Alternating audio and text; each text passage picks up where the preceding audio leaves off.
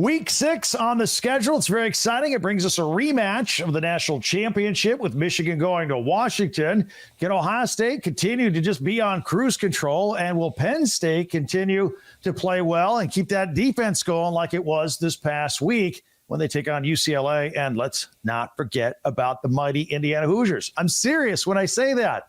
It's time to talk. It's time for the Locked On Big Ten Squad. You're talking ball with the Big Ten Squad. From USC to Ohio State, from Michigan to Oregon, from Nebraska to Washington, it's the local experts of the Locked On Podcast Network bringing you scoops, breakdowns, and the most comprehensive preview of the upcoming Big Ten weekend. No hurt feelings and thin skin allowed. Squad up. You're part of the Big Ten Squad. Welcome to the Locked On Big Ten Squad. Sit back, enjoy. We're going to talk some foot breeze, getting ready for week 6 already. I'm Craig Shemon for Locked On Big Ten, and I'll have my guests here in a second. I want to tell you that we're brought to you by FanDuel. Today's episode is brought to you by FanDuel. Place your first $5 bet, and you'll get started with $200 in bonus bets guaranteed. Visit FanDuel.com and get started. We are joined today by Jacob Goins of the undefeated Indiana Hoosiers from Locked On Hoosiers. We got Zach Anderson-Yoxheimer from Locked On UCLA. Also, Zach Seiko has been here a couple of weeks. We got some stuff to talk about with the Locked On Nittany Lions. And, of course, Jay Stevens, always here, always on cruise control with the Ohio State Locked On Buckeyes. If you're just checking us out for the first time, everybody here does their own individual shows every day on the Locked On Network. Subscribe and follow each and every one of them. All right, gentlemen, let's get started and talk about this. Zach Seiko, let's start with you because the Penn State Nittany Lions got a game against UCLA this weekend. But before you get into that game, and we'll get some thoughts on it from Zach and UCLA as well. Oh, 2 Zachs. We got the battle of Zachs. That just hit me just now.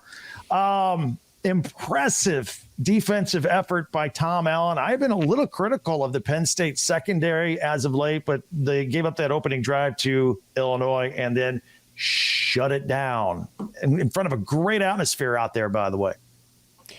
Yeah, and I've been gone for a couple of weeks, and I'm glad I get the first crack at this. So thank you for that, Craig. Penn State's in a really good spot. I like now I thought there were going to be more points to be had in that game, but I always liked their Penn State's chances against Illinois. I never thought of that. I thought that was at least a 2-touchdown game. I had Penn State as a 15-point margin of victory, so Illinois did cover that hefty spread. But that was a game that actually should have been well out of hand. Penn State had special teams issues. They missed 2 field goals. They opted not to kick another 37-yard field goal. And then Drew Aller missed a wide open wide receiver in the end zone. He looked off of his read. He didn't miss the throw. He missed the read. There was a guy running wide open in the end zone. So I feel like there were about maybe at least another 2 touchdowns worth of points that could have been scored by Penn State to really make that an emphatic victory. Something along the lines of 34-7 was realistic. And there's a metric chart that goes around after every week. How badly did your team get beat? And Penn State, in terms of the analytics, had the widest margin of dominance over Illinois. Excuse me, I'm getting ahead of myself there, but maybe that might be the case as well. The margin of dominance over Illinois was the biggest out of any matchup from the weekend. Will you send me that link? I need that. That's a fantastic. I've never heard of that. How bad did we get beat? I'll find it for you. It pops up on X from time to time. I want to see that link. I don't know if I want to see that link. We'll talk about that. Say anything you want. All right, Zach Seiko. Before Zach Anderson-Yoxheimer, your prediction this game at UCLA has struggled as of late. I saw some signs of life of them here and there. But, Zach, how's Penn State going to do? Is this going to be another – what's the line on this thing, by the way? And look, I'll be nice about it. So the line's moving back and forth. The Sharps have kind of taken this on FanDuel from 27.5 to 28.5. I'll be nice to UCLA because I think this schedule that they played, I am not envious of it all. Traveling to Hawaii, then back to California, then look, you're going to LSU, then you're going back to California, then you go to Pennsylvania, then you go back to California, and then eventually they go to New Jersey. They have been all around the country, and it is just not fair. So UCLA, I think, is a competent team. They're also playing a game that would be at 9 a.m. Pacific time. Just nothing about this sets up nicely for the Bruins. I think they're going to be tired. I think they're going to be exhausted. They're not going to play a good 4 quarters of football. And Penn State, with the energy that's probably going to carry over from that win against Illinois, they have a lot more to prove. I think this is a game that Penn State wins convincingly. I think 4 touchdowns is fair from the Vegas spread. Other Zach, go ahead. What do you think about this? Where are you at after a few games under your belt? Well, 4 quarters of football. I'm looking for 4 quarters of football combined between the 4 games. So I haven't found that just yet. So until we get there, who knows? The big question for the UCLA side of things this week, Ethan Garbers, the UCLA starting quarterback, was banged up against Oregon. He left early, so UCLA finished the game with the backup. The game was well in hand at that point. If he is out, it will be ugly against Penn State. They already predicted to be ugly. It will be actually ugly, all caps. If Garbers plays, my bold prediction, if he plays and finishes the game, I think the Bruins can cover. But that's a gaudy spread, and I guess that's not a lot to say that they can cover that. This man said, I got a bold take. We can cover. We didn't win. We can cover. God, you know it's bad in L.A., man. Golly. Wait a minute. I'll speak on behalf of us Indiana Hoosiers there, Jacob. That's what we used to do in Bloomington, okay? Look, man, I'm not saying our head's too big in Bloomington, but it kind of is. It is. I mean, we're 5-0. We got to rub it in somebody's face. I just hate that it's my boy Zach over in L.A. All right. Now, Jay, you're just sitting there cool, calm, and collected because you got no worries right now on the most loaded roster. You know what I thought about this weekend after I saw Josiah Smith make that one-handed catch on the sideline at Michigan State? I thought, and then we also saw Ryan Williams with that game winner for Alabama. The 2027 NFL draft, those might be the two receivers going first. I don't know who's going to go first, but those guys are spectacular. You know, my boy Jeremiah Smith, he got my vote to go first. He is insane. He had a one-handed touchdown catch, which was after another one-handed catch on the sidelines. He's just so much fun to watch. And I think about like an all-around receiver.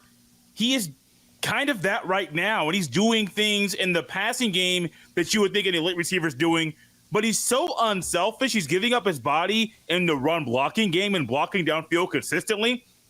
It makes it hard to take him off the field. And I know he's a true freshman. I know he's going to lead you in stats. But also you may think that he may hit a mental wall, a mental block. Travion Henderson, his freshman year, hit a freshman wall after 6 or 7 games and really wasn't the same back the latter half of the season. I don't know if Jeremiah Smith is going to get there or that's going to happen. It's possible it may, and I realize that's a realistic thing.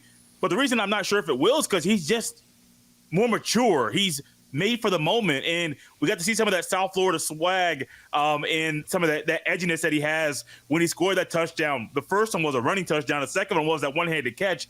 He just talking trash to everybody in the stands because he realizes he is made to play college football. You know, and that's the difference between him and Ryan Williams, the kid at Alabama, who literally is 17 years old. He's just a string bean. He's a kid. But Smith, I think he's like the leading weightlifter in the Ohio State Buckeyes whole entire program. He's a man-child right now. You know what's crazy is Ohio State does this thing in the offseason, winter workouts and summer workouts.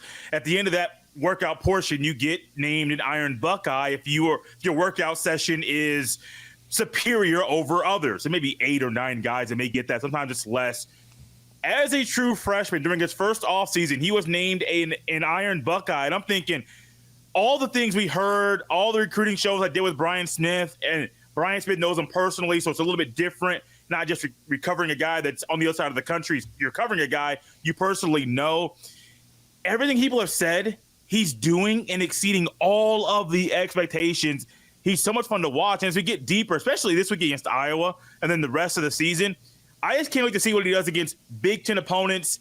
That 12th game of the year against Michigan, I expect him to do big things. But him versus Will Johnson, that's a matchup I'm waiting for. What are your thoughts about the Iowa game? I say this in all seriousness because I think this is going to be the best defense you've faced so far this year. I still expect Ohio State to win handily, but, I mean, they might put a few wrinkles in there defensively. Do you think? It's probably been the same defense that they've been running the whole time that Kirk Ferentz has been there. The thing is, there's no issues with it. You're going to get a very disciplined defense, a very fundamentally sound, very physical. But I think Ohio State can still do a lot of the things they've been doing in the past game against Iowa, which may be rare. But I do think with Will Howard and the weight and the weapons he has on the outside, do you want to double Jeremiah Smith? Well, you got Abuka and Carnell Tate that are open. Do you want to go one-on-one against all the other receivers? Most of the time, the defense can't stop those guys one-on-one. So it's kind of just pick your poison. Whatever the defense does, Ohio State has an answer. Now, Jacob, the Hoosiers are 5-0 for the first time since 1967. In my brain, I'm going, Craig. Say it again. Say it again. Say it again. We got to hear 5-0. Well, here's the deal. 5-0, but Northwestern's coming up next. Oh, 6-0. 6-0. 6-0, baby. 6-0. Not even stressed, not even worried. No, I actually said on my show earlier this week, this is such a classic game for any football team to say, we're 5-0, big one over Maryland on the road. Northwestern's terrible. They're playing in a stadium that holds 2,000 people. We got this. You can't do that in this conference. I don't care if it's Northwestern. So I don't think Curt Cignetti lets the boys do that. I think we're fine. 6-0 heading to the bye week, and Nebraska comes to Bloomington the following time. I guess after the bye week. Great things are happening in Bloomington. Discipline, lack of turnovers. They turned it over for the first time this season this past Saturday. So I think we're doing okay, but cannot overlook Northwestern on Saturday. Not only they turn it over 4 times and still won in a blowout. I mean, Indiana football is usually not that team that does that. Yeah, watch out, Jay. We're coming to Columbus late in the season. Watch out. Y'all can come. Y'all going to leave with an L. Trust me. Y'all don't want this smoke. Y'all don't want it at all. Yeah, talk to me in November. I'll talk to you then, too. We're just warming up with the trash talking. We'll get everybody's opinion on the rematch of the national championship with Washington and Michigan, amongst some other games. I think Spencer's floating around somewhere, flying around with the Ducks. We'll get to all that as we continue right here. The Big Ten squad continues. Let me tell you about FanDuel. We all like watching sports. Get you excited. It's fun. It's even more fun with FanDuel. If you're an NFL fan, you can start the season with a big return on FanDuel, America's #1 sports book. So when you get a hunch in the middle of the game, you can check out the latest stats, view live play-by-play, and so much more on the same page where you place your bets. How convenient is that? It's fantastic. You'll get started with $200 in bonus bets guaranteed when you place your first $5 bet. That's at FanDuel.com, America's #1 sports book. Tonight, Thursday night, I like some NFL action. Bucks and Falcons. I think it's going to be a tough game. Falcons -1.5 right now. I actually like the over in that game, 43.5. So check that out. It's all at FanDuel.com, FanDuel.com. All right, we continue with the Locked On Big Ten squad here. Looking ahead at Week 6, we picked up somebody. Spencer McLaughlin has joined us from Locked On Oregon Ducks and Locked On College Football. Look at that face that Jacob's making. He's happy I'm here already. Meanwhile, Zach is disgusted because I am the face of his 34-13, most recent but not final loss of the 2024 season. Hi, guys. You just got UCLA here, fans man. already hate you already, Spencer. Yeah, that's okay, because when you're right in those online feuds, it feels better. We missed you, Spencer. It's been a couple weeks. I love the trash talking. I do. Yes. Hey, what are your you got Friday Night Lights. You're on the national stage a couple weeks in a row. You got this game, and then next weekend, you and Jay will be going at it pretty hard on this show. It's the game of the year with the Ducks and the Buckeyes. But you got Michigan State Friday night, another nationally televised game. Yeah, I think Michigan State is a better team than UCLA. Sorry, Zach. Bruins taking all sorts of body blows from me today, but that's what happens. So I think Michigan State provides a better challenge for Oregon, but it is still at some level a tune-up opportunity, or at least it should be. Last time Oregon played on this field was supposed to be a big win, certainly could have been, and it wasn't. The time before that was supposed to be a big win, and it wasn't. So this is the first time in a few weeks, because Oregon had a bye in 2 games on the road, that they've actually played in front of their home fans, and I think Michigan State can maybe hang around for a little. I just think Oregon's too talented, and I think Oregon wins this one pretty big. All right. Fair enough. I think they're on a roll. Going to get a lot of attention here over the next couple of weeks. By the way, any banter back and forth? Jay, you got Oregon in a couple of weeks. I mean, that's the big game. That's the big game on the schedule. You tell me Jay's picking Oregon? Is that what you said there, Craig? Whew, No. That'd be news to Buckeyes fans. I'm not saying anything right now, Spencer. I think you know where my mind sits right now with that game. We'll talk about that next week. You and I will. I do think, though, that the Oregon game, Ohio State is going to be forced to do some things differently with their linebackers. Last week and really all season, the linebackers have been the weakest spot on the defense. And especially against Iowa, the linebackers had to play better. And I don't know if Ohio State can get used to playing certain guys at certain spots that are consistently showing they're not getting the job done. The benefit is you're going to get Tyleik Williams back. The defensive line is going to be solid. The safeties are doing exactly what they need to do. So they're kind of covering up the linebacker play. But the Buckeyes will need better linebacker play against Oregon for sure. All right. I want to get everybody's comments on the rematch of the national championship with Michigan going out to Washington. Obviously, it's a rematch of laundry.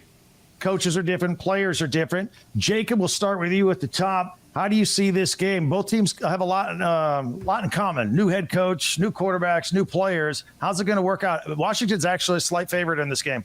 Yeah, I know. That's what I saw. It's like 2.5, 3 points to our friends at FanDuel. I mean, I don't see how, especially with how they performed last week, right? It's just, I don't know. Michigan hasn't been overly impressive. I mean, a controversial call gives them a win over Minnesota, but I don't know. They were up 24-3 in that game. They were fine. Okay, but still, they still let Minnesota hang around and make it a game in the end. Like Michigan's an average team. Okay, they are. Yeah. And so with Washington, average, below average. I mean, probably below average. But what is this at home in Seattle? I'm going to take Michigan. I don't feel good about it, but I'll take them just because I think they're the better team. Question mark on that one though. Okay. Yeah. Here's an interesting little backstory, and Zach, my former Pac-12 brethren, RIP, might remember this as well. Hey, not so much. You got Gonzaga coming, man. Don't worry. You're true. fine. That's true. Fine. The good old You're Pac-12 good, is kicking around with Gonzaga and trying to sway everybody else. But I think for the interesting thing about this game, the last time a team from the state of Michigan ranked inside the top 11 came to Seattle, where Washington was favored as an unranked team with a first-year head coach who came from a Power 4 program at some point and who has a new transfer quarterback. Washington blitzed Michigan State, and it led to the downfall of Mel Tucker in East Lansing. That's all I'm going to say. There is a weird confluence of factors that's like 6 different things that line up almost perfectly, other than it was a non-conference game in 22, and now it's a classic Big Ten showdown. All right, Zach from UCLA Bruins. You're talking some former Pac-12 here, Washington and Michigan. Your thoughts? It's a weird game, right? Washington, they got Will Rogers, who threw for 300 yards, but they couldn't go beat Rutgers. I think after Rutgers, right, they had like the Big Ten leader rushing-wise. Michigan loves to run the football, ran it down USC's throats. Letting Minnesota back in the game, I think they'll be more physical. I believe in Washington's future. I think Michigan can control the time of possession, hold possession, and just churn up yards on the ground to beat Washington. All right. Other Zach, how do you see the game? I wonder if this game has, if it even reaches double digits. That's an over-exaggeration or an under-exaggeration, but this total, the fact that it's at 41 with Michigan, if they had an offense, if Michigan had a semblance of an offense, because that defense is top 5 in the country still with Will Johnson and Mason Graham. And then Washington's defense is actually proving to be really good, better than at least what I expected from them. So this game probably might be 13-10 for all I know. And I like that Michigan, or I like the spot for Washington bringing Michigan over to their home field. I think these plane trips are proving to be pretty costly for the opposing team, whichever team is making that cross-coast travel. So UCLA's figured that out, how bad it can be. USC went to Michigan, and look how that ended up. I picked Michigan to win that game. I kind of like Washington to return the favor for their Pac-12 former brethren. I have a fun hypothetical to lay out here. What's going to be a higher point total? Penn State as a team through 3 quarters against UCLA, yes, or Washington, Michigan combined points for 4 quarters? Penn State. 100%. Well, hold a minute. Wait a minute. Zach, do you hear that, top corner, Zach? They're dogging your Bruins. It's not just me. Basketball season's almost here. But wait a minute. It's very close. It is very close. That's the good news. The media team came out today. I want to boil it down a little bit here. Zach Zako, you predict maybe a 13-10 game, but on your little cheating little scale that you mentioned in the first segment, what's that real score going to be? For I'm not following, Craig. You said there was a score, but then what the real score was based on the stats you mentioned in the first segment. The dominant right? site. Yeah, that site you used. Oh yeah, so I mean, I mean, it's going to be a close game. It's going to be a field goal game. So that margin of whoever wins, it's a coin flip. I'm just going to give the edge to Washington in that case. In that game, if you're looking for the dominant victory, Penn State might be on the top of the graphic again against UCLA. All right. Jay, how do you see your unbeloved Michigan Wolverines doing at Washington? At some point, you just think that running the ball consistently for Michigan won't work. And I think this is going to be one of those times. And that night game in Seattle will be tricky. I can't go with Michigan in this one at all. I have to go Washington. And before the season, I would have picked Michigan to win the game. I just don't think they can just keep the same formula going on Saturday and expect to win. They got to figure out something else with the offense. Orgy's not the guy. Not at all. You know what? Okay, Orgy's more the guy than Davis Warren. I mean, come on. Like that. 30 passing yards gets it done, right? I'm not disagreeing that he's a poor passer. There's a reason Portnoy's out there saying, I'll give you $3 million to go buy a quarterback in the portal. Just get one. Because he knows, like, yeah, these guys stink and they can't throw the football. Yeah. Now, if Colston Loveland comes back, I think that helps for Michigan in the passing game. Maybe they could get to 100 passing yards. You never know. Could be 50? Something dramatic like that. Is 50 fair? 50? No, the over-under would at least be 85. Hey, go get the UNLV kid. If they got money, go pay him. He'll come play quarterback. Matthew Sluka? Yeah. Yeah. I mean, potentially. But here's the interesting thing about Washington. This game will come down to whether the Huskies can stop stepping on a rake and banging themselves in the forehead, because that is all they have done through the first few games. It is just over and over again. It's like bad play call on fourth down, bad execution, penalty. Last week, this is a real sequence. This is a real thing that happened if you missed it. Rutgers, on third down, fails to convert. They line up to kick a field goal. Washington blocks the field goal. As the play is ongoing, a freshman runs onto the field to celebrate. Woohoo! Oh, yeah. Oh, the play's still going. Crap, I got to go off. And the official's just sitting there watching it like, I saw that. I saw it all the way. Illegal substitution, defense, 12 men on the field, 5-yard penalty. First down. And on the next play, Rutgers scores a touchdown. Like, that's the sort of crap that Washington's been pulling. Will Rogers is capable. They've got some good wide receivers. Jonah Coleman's a beast. Their offensive line, just okay. Jonah Coleman's a monster. I can see Washington winning this game if and only if they get out of their own way. Spencer, it's funny you mentioned that. So back to that, it's called the net success rate. So Penn State was at the top. Rutgers in that win was at the bottom. Like Washington should have won the game. Correct. And the analytics prove that. Yeah. But, they're sitting at 3-2 and they like that. And then that's kind of the question is like, can they get out of their own way? They haven't shown that they can yet. Yeah. They'll get an opportunity to. That was a beautiful description, Spencer, of what happened at the end of the half of that Rutgers game. That absolutely nailed it. All right, we'll take a look at a final word, some other games that are catching our eye as we continue with the Big Ten squad here on Locked On.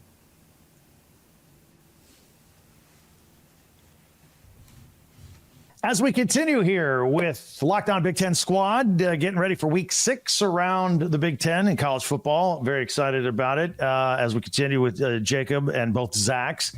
A couple other games around the conference I want to talk about and get your thoughts on. We spent a lot of time with Michigan and Washington and whatnot, some other big games. The USC Trojans, you guys have seen them.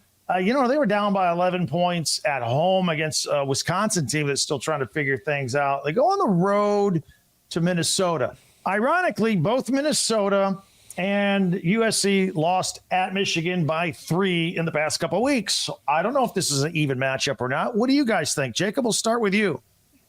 Yeah, USC, as we look at it, they're an 8-point favorite on the road at Minnesota. It's a night game. It's going to be on the Big Ten Network. Not sure how many people are going to go out of their way to watch this game, but I will. I'll at least check it out to see what's going on. I think USC bounces back. I think they play well. I think they're just too much for Minnesota, who played a good game against Michigan, but they played their style of game against a team that plays their style of football. It was slow. It was gross. It was ugly football. USC's not going to do that, man. They're going to high fly and do whatever they can to light up the scoreboard. Give me USC. I think they cover. I think they win by double digits on the road.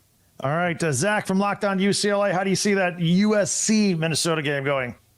Well, we haven't really talked about that Minnesota-Michigan game too much, right? You gave a lot of love to that Ohio State receiver making the one-handed catch. What about Daniel Jackson's one-handed catch at the end of that game against Michigan? Probably, they say, what, catch of the year? I don't want to give too much love to that onside kick miss because if they almost beat Michigan, UCLA's next winnable game is Minnesota. I want to give thought that Minnesota could beat UCLA in the Rose Bowl. So besides that point, USC 8-point favorites. They didn't play well.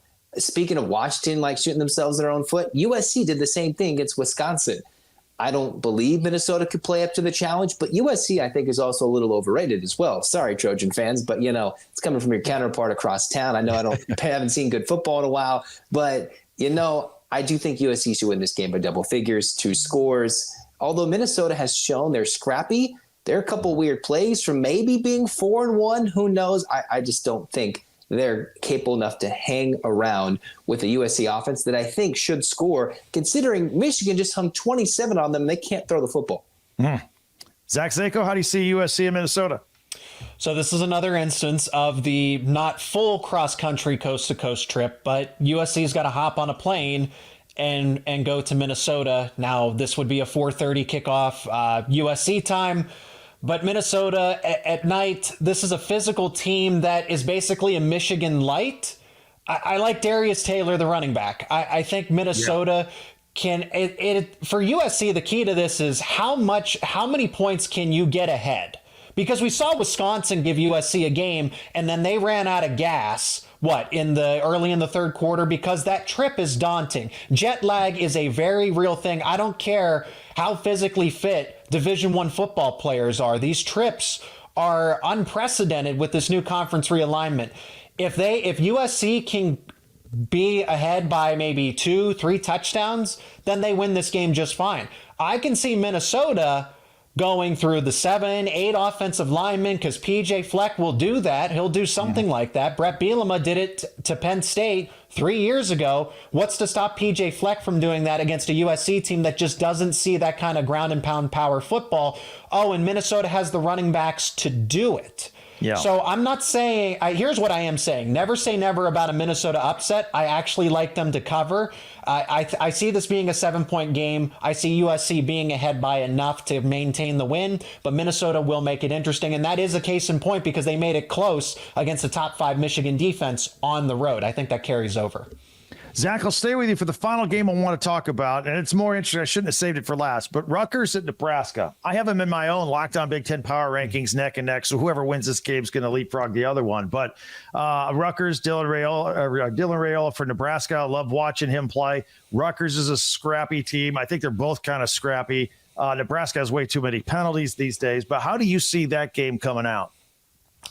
Rutgers really struggles against the run. Losing their top overall defender, that's a big deal because Washington should have won that game. Do not look at Rutgers' record and say, oh, this team is legitimate. They can go 9-0 and they might have a shot, an inside track into being a surprise in the Big Ten championship. That is not the case. This Rutgers team is okay at best. Going on the road to Nebraska, Nebraska's defense is arguably top 10 in the country. They still are, even though they lost that game to Illinois. I still think that's a top 10 defense. I think Dylan Raiola, his better days of football are ahead. He's a true freshman. He's going to make freshman mistakes. Nebraska should have won that game against Illinois. Give me the Cornhuskers by at least 2 touchdowns against Rutgers because Nebraska will get the lead and then they'll be able to maintain it with a solid ground game. Rutgers has no answer for that. If they play from behind, they are doomed. All right. Other Zach, how do you see that Rutgers-Nebraska game? I mean, this is the same Nebraska team we're talking about that had 0 points for a while against Purdue, right? They're down 3-0 into the third quarter at Purdue. Yes. I'm hoping they play the same type of football against the Bruins in Lincoln later that year, and it's a little closer. So I was high in Nebraska until they blew that game against Illinois. It's a weird game, right? Rutgers shouldn't have won, but Nebraska just played terrible at Purdue. It's a classic look-ahead game, classic trap game. They survived it. They won by 18 points. I will say Nebraska, I've been riding their train pretty hard, but I know, Rutgers could put up a fight. I'm going to lean with Nebraska, though. All right, Jacob, this is a scouting match for you because after Indiana beats Northwestern to go 6-0, I think they got Nebraska next, right? That is correct. Yes. Off of a bye week for the Hoosiers. One of the later bye weeks in the Big Ten. After 6 weeks of football, we will finally get that. Still have to take care of Northwestern. I just want to put that out there so I can't be blamed if this goes south. But Nebraska and Rutgers, one of the 3 games in the Big Ten this week with a total less than 42. So they're not expecting it to be a high-flying, crazy game because of what you guys were just talking about. I just think Nebraska finds a way to kind of get through and beat Rutgers and almost expose that Rutgers team because, Seiko, you were talking about it. I'm just not fooled by the Rutgers record. I'm not fooled by what they think they are. Yeah. They're just not that good of a team. And for Indiana's sake, I hope Nebraska wins. I hope they roll. And I hope somebody in front of them in the rankings loses, or 1 or 2 people. I need them to creep back inside that top 25, Craig. I need this to be a top 25 matchup in Bloomington in a couple of weeks. But all seriousness, I think Nebraska wins. I think they roll. I think they cover a 6-7 point spread, depending on what it is on Saturday. All right, gentlemen, you guys always do a great job. Always tell our new listeners, subscribe and follow all these guys. They work hard for your favorite teams every single day as we cover your teams throughout the season. And don't forget, I got you covered for the entire conference every day with Locked On Big Ten, part of the Locked On Podcast Network, your team every day. I'm Craig Shemon. We'll talk to you next time.